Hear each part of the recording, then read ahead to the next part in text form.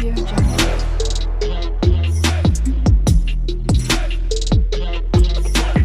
Audio Jungle. Hello guys, good evening, good evening po. So, this is your Pilyo Maestro. So, now, today's po na mismong video ko is all about naman ito. Kakatapos lang po namin no, sa mismong tune-up no, together with Barangay Candelaria.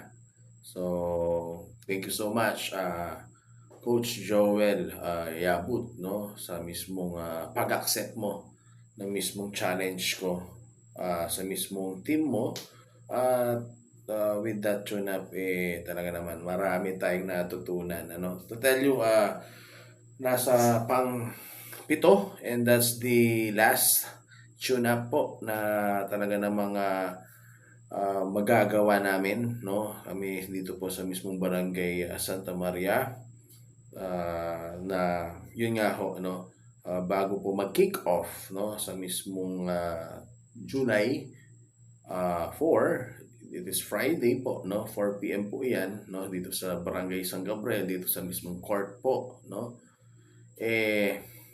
yan I can say nag-prepare po ang mismong Barangay Santa Maria of course with my mentoring na talaga namang chinaga ko ang mismo mga bata together with my head coach no Coach Jerome na as I've said no napakasarap na kasama na masarap na yung mismong kasama mong nagko-coach meron din pong IQ or basketball IQ no to tell you napaka-importante din kasi sa mismo mga coaching staff that you have a chemistry also aside from your players no so as I've said no ayun hindi na po ang mismo mga players ang nagkakaroon ng chemistry no with the tune-up even us kami po mga coaching staff no talaga namang nagkakaroon din po ng chemistry sana no this Magic 7 po no na nagawa ho namin na 7-0 is a perfect tune-up game, no loss. Maidala ho namin ito sa mismong game proper na with Vince Maris Inter-Barangay po, no? Cup 2025 dito po sa balen ng mga Makabebe, pinakamamahal ko pong balen. At now, no, hihimayin naman natin ngayon. Sino ba ang mismo mga contenders, mga teams, no? As I've said po sa mismong pangalawa ko pong video na i-discuss ko yung mismong tournament format, no? So, yung pong tournament format po natin is going to be an NBA type na format. So, top 4, twice to beat, and then of course 5, 6, 7, 8 nangangailangan po ng of course dalawang panalo. To cut the story short do or die po sa kanila. Okay, so eto po siguro as I've said po no sa mismong second video ko meron akong karapatan na magsalita with my insight po no insight lang po ito no according po sa mismong naka-tune up ko ng mga teams at alam ko na lineup. Ito po sila.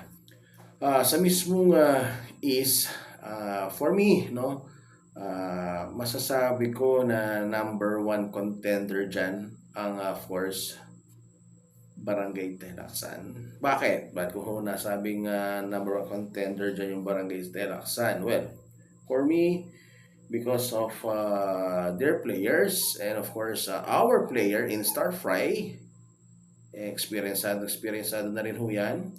And also a Delta Cup member also together with us, no, with Coach Jomar, no, AC Charles Dungo.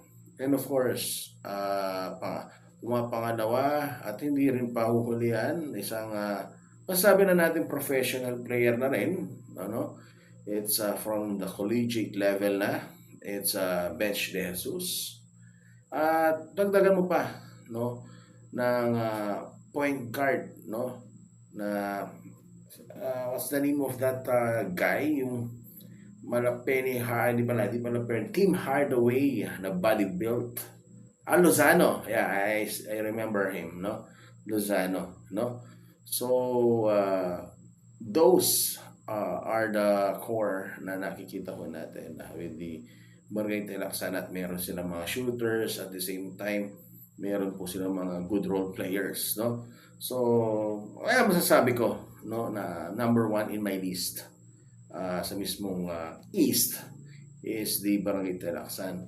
At second, pangatlo, well, dito naglalaro, no, for me, ito nakikita ko for me, no, San Vicente.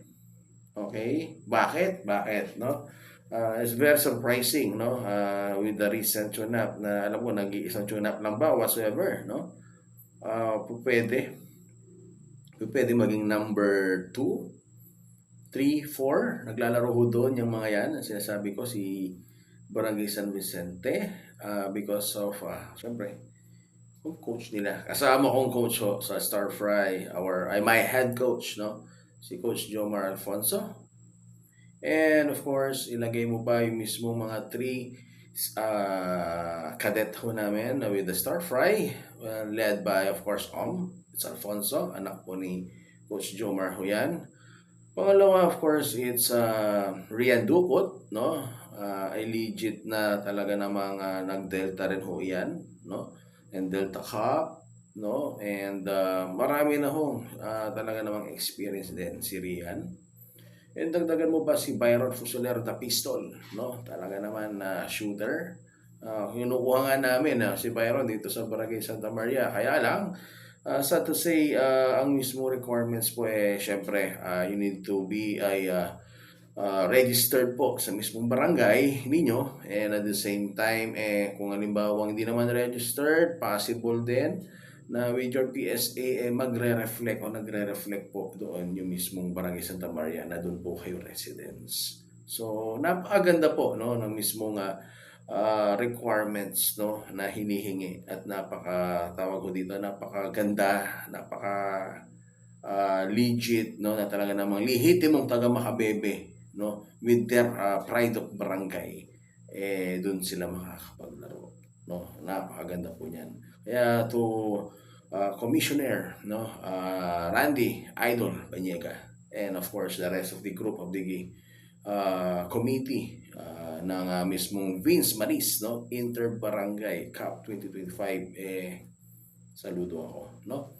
Coming back, no, yun nga, nasabi ko po, San Vicente, no, followed by it is Barangay San Gabriel. Okay, dati ko kong hinawakan ho yan, at I'm proud to say, no, na idala ho natin sa finals, and yun lang, medyo hindi tayo pinalad, kinapos tayo with my, of course, my barangay din, pinakamamahal ko din barangay, it's Barangay Cadontete, no? So, going back sa yung San Gabriel, bakit ko nasasabi na naglalaro sa 2, 3, yung mga yan, or 4, yung mga yan, no? Kasi, because again, of their coaching staff. Coach Ban, he is my assistant coach before in Barangay San Gabriel, and now I head coach, no? And of course, their team consultant, of course, my mentor. I'm proud na mentor ko yan, no? Si Coach Teng, paring Teng, no?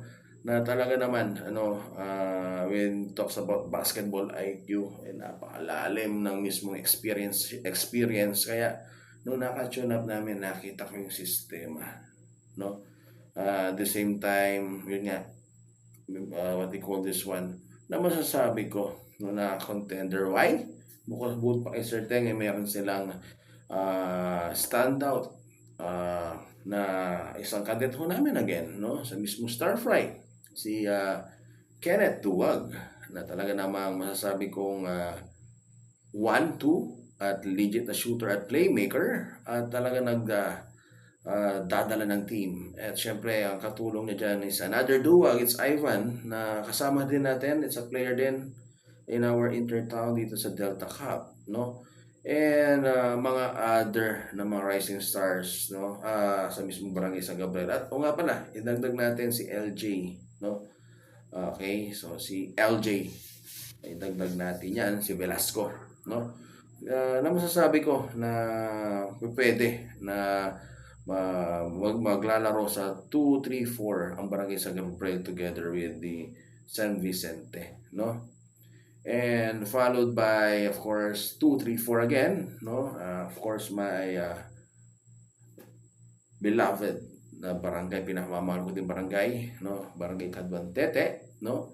Na of course, ang mismong nagko-coach diyan, my maestro player dito sa Apalit, no? Si Sir Edward, at kumpare ko pa yan, no?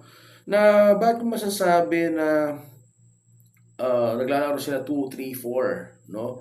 Kasi nga, no, because of their players na talagang lahat unpredictable no? Siguro masasabi ko magle-lead dito sa mismong Barangay Cadvantete is si Nicole Viray, na evento masasabihin mong napakalit, parang Jimmy Elapag style, no? Ang laruan, kapatid ho ni RV to, no? And dagdag po mo pa yung mga new guys, no, dito sa mismong barangay Cadvantete. Pwede si Marcelino, si Venco, no, si Soliman, no, Nathan Cano, no. Masasabi kong alam na alam ko din kasi Cadvantete kasi tawag dito, kilala ko mga bata at hinawakan ko din sila, no. So, yan yung mismo masasabi ko, no? At ang masasabi kong dark horse with this group, possible, it's Santa Cruz. Bakit dark horse ang Santa Cruz? Dahil nandyan po si Coach Chito. Okay, na masasabi natin, legit na coach din, no? Na hindi basta-basta pipitsugin, no? Talaga namang naging coach of the season pa yan dito sa Classic Club na sinalihan namin dito sa mismong Apalit, of course, by Boss Ace, no? Na idagdag mo pa sa mismong Barangay Santa Cruz ay si Nico Clarin, our standout din, no, na player, no, dito sa mismong Star Fry also, no, na masasabi ko na siya mismo ang magli-lead with the young groups na teammates niya, no? And of course, syempre, si Coach Chito, masistema rin na coach yan, no? Kaya masasabi ko na mga dark horse yan. At dagdag mo pa, hindi ko masyadong kilala yung mga players ng mismong Batasan, pero merong mga players dyan alam ko with the Barangay Batasan, no? So, yan yung masasabi ko ng mga dark horses. But yung mga mismong mga hindi ko na-mention, well, possible din. Candelaria, ito, kakatapos ko lang na naka-tune up, no? So, of course, by Coach Joel Yabut, no?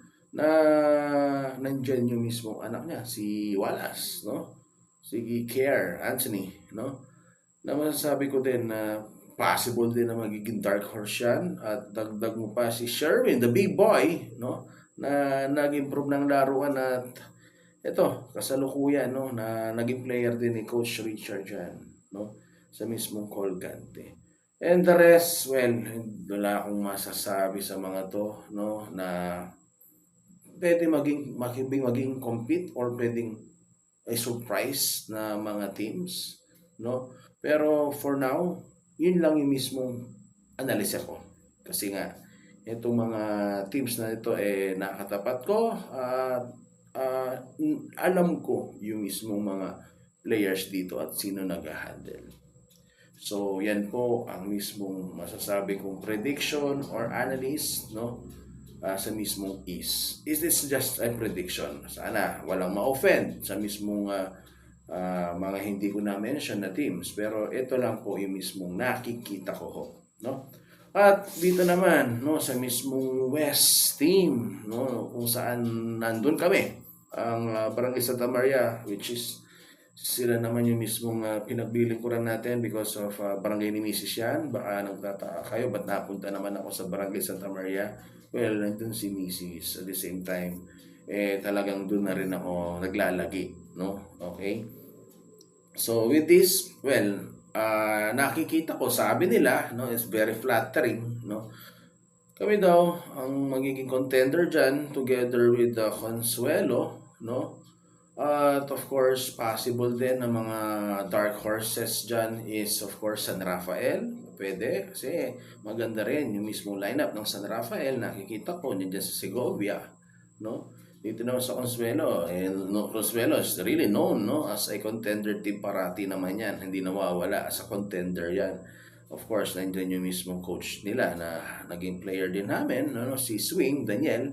Nandyan din si Timo, no, na player namin dito rin sa mismong Starfry na masasabi ko talaga naman isang contender yan na magiging magkakaroon ng rivalry, no, dito sa mismong West is the Consuelo. And of course, Barangay Santo Niño, nandiyan si Radi, possible na dark horse yan, no. San Jose, I don't know their players, but sabi daw nila bata-bata, pero wala sa bata-bata yan eh. Nasa sistema ng mismo nag-handle ng coach. At the same time, sa mismong laruan at puso. At the same time, masasabi ko, bilog ang bola, no? Ano pa ba? San Esteban, not familiar with their players. Castuli also, not familiar. Dalayap, not familiar. San Juan, pwede, possible din, no? Na maging dark horse din ito, no? Pero kung tatanungin niyo ako dito sa West, na project ko lang, this is my opinion, na opinion lang ho ito, no? Sana kami, Consuelo, dagdag na natin dyan ang Santo Rosario. Yes, Santo Rosario din. Dagdag na natin dyan. San Rafael, no? Yan, yung mismo nakikita ko na top 4, final 4 na makakakuha ng twice to beat. At pwede na makapasok nito sa mismo saan yung sinabi ko, San Juan, no? At Santo Niño, let's see, no? So, yan po ang mismong analisa ko sa mismong mga teams, no, na by bracket, East and West. So again, thank you so much po, no, sa mismong pakikinig.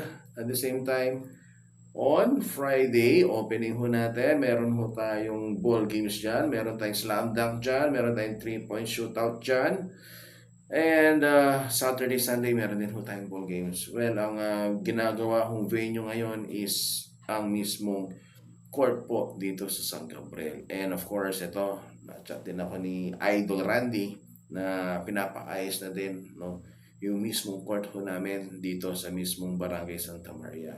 Kaya ho, yan yung mismong gusto nila maging court kasi po yung mismong lawak, as in standard size po siya, no?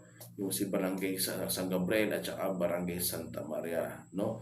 Na ito po, inaayos ni Capran ho yan, ni SK Joshua yan, no? Para makita ho namin, no, yung mismong paliga ng ating pinakamamahal na Vice Mayor, and together with his Mrs. no, Dr. Maris, no? Again po, sa inyo po dalawa, salamat po with this paliga. At ayun, magkakaroon po ng talaga namang hobby, sports, libangan, pagkakaabalahan ang mismong Balen ng Makabebe. Again, ang mismong intention ho dito is sportsmanship, camaraderie, and friendship. Again guys, this is your Pilyo Maestro. So again, wait for my next video na ito naman na susunod, no, is player to watch, possible na MVP, possible na mga mythical teams, at rising star. Let's see, no? So again, this is your Pilyo Maestro.